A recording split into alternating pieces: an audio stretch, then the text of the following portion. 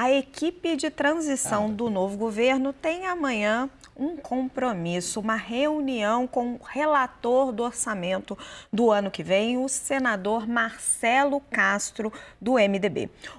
O presidente eleito Lula já definiu que esse tema é prioritário e quem traz as últimas informações para nós ao vivo é o nosso repórter, Nolan Rupertus. Boa noite, Nolan, com você. Boa noite, Raquel. Sempre um prazer falar com você. Boa noite a todos que acompanham o WW. Raquel, agora o desafio importante é fazer com que as promessas de campanha caibam dentro do orçamento. E por isso, essa reunião amanhã. Nessa reunião, amanhã às 10h30 da manhã, no Senado Federal, serão discutidos 3 temas prioritários. A manutenção do Auxílio Brasil em R$ 600, também baixar a faixa de isenção do imposto de renda para pessoas que ganhem até R$ 5.000, além também do aumento real do salário mínimo, e são metas difíceis, viu, Raquel? Por exemplo, a prorrogação do Auxílio Brasil não caberia dentro do teto de gastos para o ano que vem. Isso foi diagnosticado, a conclusão é do relatório de acompanhamento fiscal de setembro, que foi publicado pela Instituição Fiscal Independente do próprio Senado Federal. A faixa de isenção do imposto de renda hoje é de R$ 1.903. Para aumentar essa faixa, o governo teria que abrir mão de uma grande arrecadação, mesmo que de maneira escalonada, e teria que apresentar outra maneira de arrecadação. A previsão para o salário mínimo para o ano que vem é de R$ 1.302. Hoje, R$ 1.212 seria apenas a correção por meio da inflação deste ano. Então, Lula escalou para essa reunião, além do vice-presidente eleito Geraldo Alckmin, também o senador eleito Wellington Dias, do PT, junto também com o senador, relator geral do orçamento no Senado Federal, como você disse, Marcelo Castro. A reunião, então, está prevista para as 10h30 da manhã no Senado Federal. Participam também senadores e deputados do PT dessa reunião, além também de Rui Falcão, Paulo Pimenta e Aloysio Mercadante. Só para a gente finalizar, o orçamento para 2023 deve ser votado pelo Congresso Nacional no dia 16 de dezembro. Até lá, muita discussão. Volto ao estúdio com você, Raquel.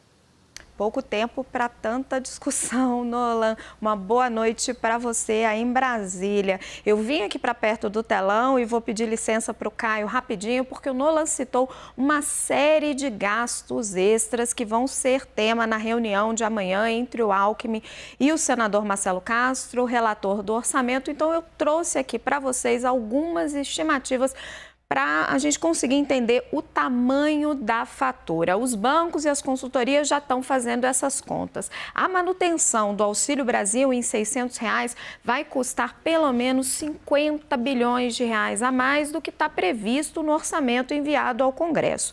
O presidente eleito Lula prometeu ainda um adicional de R$ 150 por criança, uma medida que vai na direção correta, mas custa 16 bilhões de reais a mais.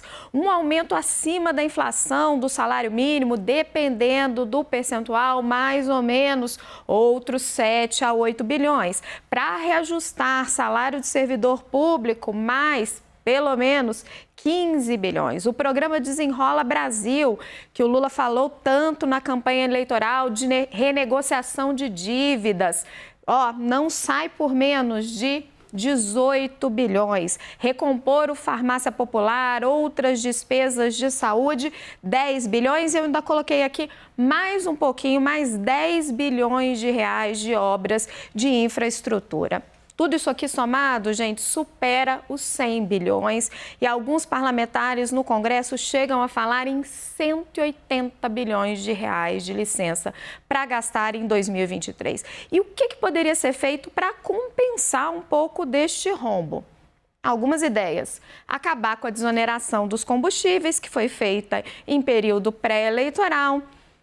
Propor uma reforma tributária que possa incluir a tributação de lucros e dividendos, uma reforma administrativa, além, claro, de menos recursos para o orçamento secreto. Mas em Brasília, ninguém parece disposto, por enquanto, a discutir Nada disso. Vou pedir a Natália, nossa editora-chefe, para trazer o Caio de volta para mim. Caio, conta para nós como é que está o clima para essa primeira reunião. Já se fala em números, eu ouvi por aqui 180 bilhões, é uma baita de uma conta. O que já tem de acordo aí entre o novo governo e a nova oposição? Bom, vamos lá, Raquel. Primeiro que a gente tem que posicionar o presidente, né, o relator do orçamento desse ano, o senador, ele é muito próximo ao petismo, né? Marcelo Castro, né, médico, ele é próximo ao Wellington Dias, que é um ministeriável, é um homem importante, os dois são lá do Piauí, enfim, já há uma predisposição, né? Isso é importante a gente pontuar.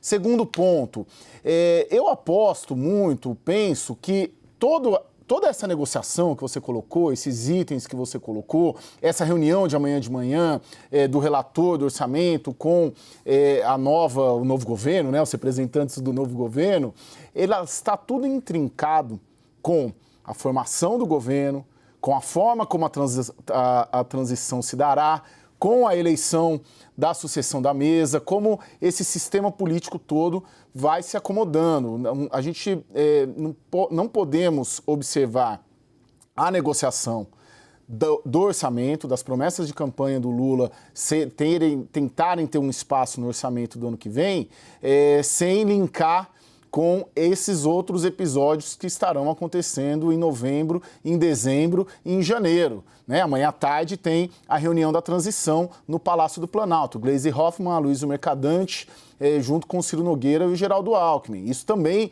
está intrincado. Quanto mais houver consenso e quanto mais houver articulação, diálogo e formação de maiorias entre a oposição de hoje, que venceu a eleição, com a base aliada do governo Bolsonaro, mais facilmente haverá algum espaço ou alguma forma de se tratar e de se tentar colocar essas promessas dentro do orçamento do ano que vem. Uma coisa está ligada à outra. Aliás, umas coisas estão ligadas às outras, porque é uma sequência de episódios na cronologia da política daqui até a posse e até a eleição da mesa, que tudo se refere e está intercalado. Vou dar um exemplo. Se, por exemplo, o PT não fecha um acordo com o Arthur Lira, o Arthur Lira fecha um acordo com o Valdemar, já você tem um adversário na presidência da Câmara, mas todos os sinais do Lula mesmo é de que isso é uma questão interna corporis. O Lula não está querendo comprar briga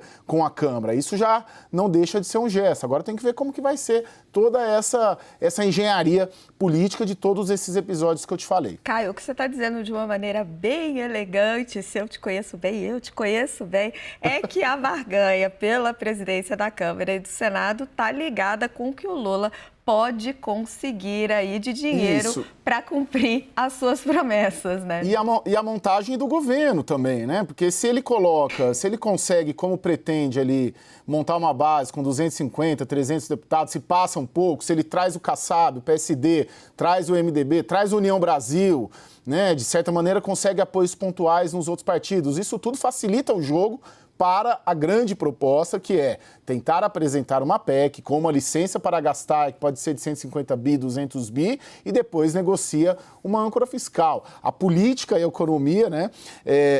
A gente trabalhou junto no Valor, né? Não vou falar há 15, 20 anos, e aprendemos não isso. Não entrega a idade, Caio, para. A política é um pilar da economia, e a economia é um pilar da política. Então, está tudo andando junto para essas definições. Samuel, a gente vê, só rapidinho jogar uma questão para a provocação do Caio fora, você que é ótima. A gente vê o Caio falar toda essa negociação política, parece que o dinheiro é infinito, né? Então, mas eu ainda não entendi a política. Vou tirar uma dúvida aqui com o Caio. A economia, eu acho meio esquisito esses números. Os números são grandes demais, eles estão corretos. Mas o ponto, Caio, que eu não estou entendendo é que tem ciclo político na despesa, né? Então, esse ano gastou mais, é ano eleitoral. Ano que vem, tradicionalmente, é ano de pé no freio, né? Porque o governo ele tem que estar bem em 26. Ele não precisa estar bem o ano que vem. Inclusive, o Lula não é o atual presidente, ele pode jogar culpa, dizer que a herança é maldita, ele já sabe fazer isso, já fez uma vez. Ele pode dizer, olha, eu não conheci os números, tal. Ele deveria começar mais conservador. Tudo bem, consegue um waiver de 200 bilhões. Como que ele vai chegar daqui a 4 anos? Como que ele vai pagar essa conta? Porque depois tem o segundo ano, tem o terceiro, então vai ter um outro waiver no segundo ano, um terceiro e um quarto, e aí a dívida explode, volta a inflação, aí a economia vai estar mal, né? A economia vai estar mal, o Bolsonaro volta. Então, eu não estou entendendo essa construção política, esse negócio de waivers. Waiver como, gente?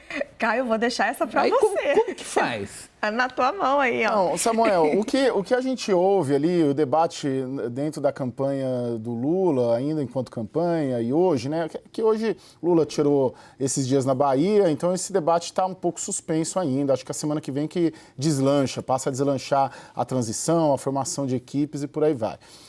São 2 movimentos.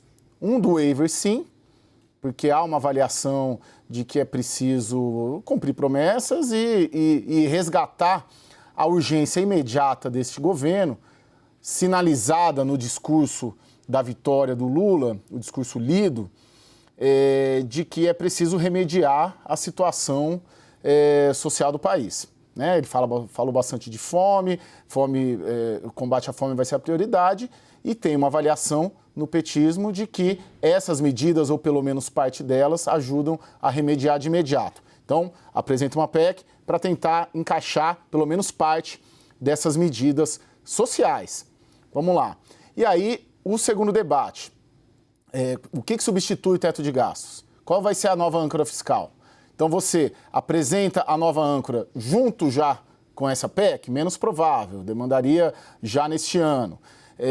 Apresenta o waiver primeiro e discute-se depois o que seria a nova âncora fiscal, qual o novo formato, meta de superávit, banda de superávit, né, que foi o que eles hoje seria a prioridade. Então, também está ligado. A gente tem que entender que o presidente foi eleito, o presidente Lula foi eleito com uma promessa e um discurso muito focado na economia real e no combate à fome, que ele assumindo, de alguma maneira, algumas dessas medidas, pelo menos, eu penso que o auxílio, né, que deve voltar a chamar Bolsa Família, ele já teria que aplicar de imediato, porque ele teria de entrar já com uma medida social de impacto, né, porque ele foi eleito com esse discurso. Caio. Pois não, perdão. Só pegar daqui Claro, para jogar pro Samuel rapidinho, que a provocação é muito boa. Samuel, os políticos não gostam muito de ouvir os economistas, a gente sabe disso. Não, eu entendo eles. Mas vamos pegar o seguinte, quem, na verdade, acaba financiando essa dívida é o mercado. O Caio, né, fica meio bravo quando a gente fala isso, mas quem acaba financiando essa dívida é o mercado. Isso tem impacto no câmbio, tem impacto nos juros. Se a gente fosse olhar uma política que seria mais racional, quanto é que o mercado está disposto a aceitar de waiver, de licença para gastar? Teria que vir uma reforma junto com esse waiver? O que seria o ideal se você tivesse lá no ouvido do Lula? Eu sei que você não ia estar, mas se você tivesse. Eu não sei, é muito difícil imaginar como o mercado vai se comportar, né, com relação a isso. Tem 2 problemas aqui, Raquel, que eu acho que o pessoal do governo eleito não percebeu ainda. Porque tem uma discussão que é a que a gente está fazendo agora, que é de solvência. Eu vou gastar mais o ano que vem, eu tenho que ter alguma âncora fiscal. A âncora fiscal eu tenho que dizer como que eu vou fazer no horizonte de 3, 4 anos para a dívida pública começar a cair. Agora, tem uma outra questão, que a gente está com a inflação alta. E independente do mercado estar preocupado com âncora fiscal, com solvência, tem a questão de oferta e demanda. Por incrível que pareça, a economia surpreendeu muito esse ano, provavelmente vai crescer 3%. E a taxa de desemprego, segundo o último dado, fazendo já o ajuste com a sazonalidade, está em torno de 8,6%. Ou seja, a gente está próximo do pleno emprego. A gente está com a taxa de juros alta, porque ela tem que estar alta para combater a inflação. Todas as estimativas de inflação para o ano que vem estão muito acima da meta.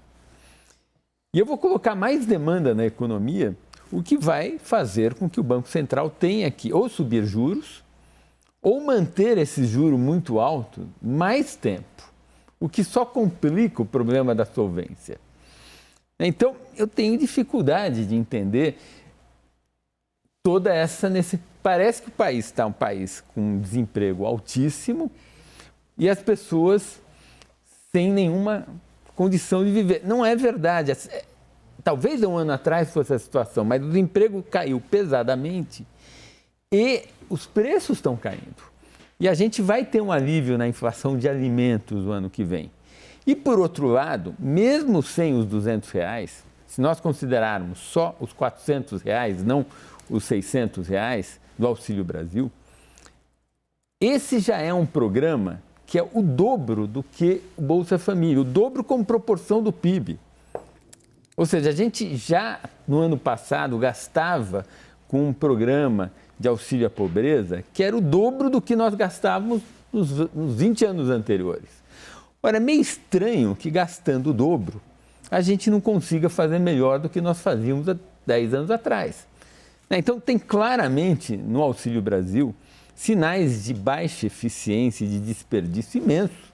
Porque mesmo esse ano as pessoas estão reclamando de falta de recursos e esse ano, com os R$200 que o presidente Bolsonaro está pagando, ele está gastando triplo, 1,5% do PIB, quando há 10 anos atrás nós gastávamos meio. É meio estranho, a gente triplicou o gasto. Ou seja, se todos os problemas do país eu continuar com essa receita de mais dinheiro, o país quebra. Você está colocando um ponto muito interessante, né, Samuel? Que é essa necessidade que o Lula enxerga de se colocar como um salvador da pátria, que talvez o país não esteja precisando neste momento. Infelizmente, eu tenho que acabar o programa.